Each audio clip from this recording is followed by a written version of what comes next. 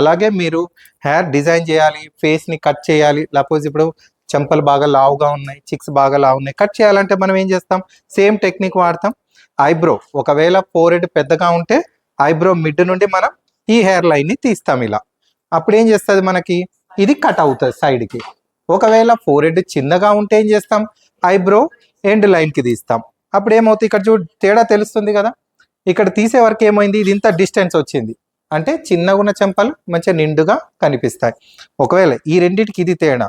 అంతేగాని అందరు తీశారు కదా అని చెప్పి మనం ఏడపడితే అక్కడ తీయకూడదు.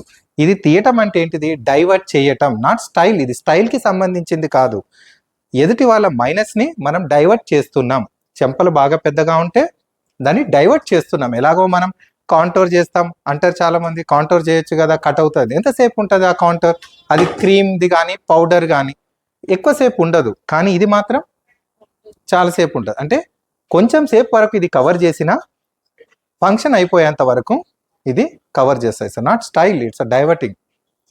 ఇట్స్ క్లియర్ మీకు ఇది. దీన్ని బట్టే మనం హెయిర్ స్టైల్స్ నేర్చుకుందాం.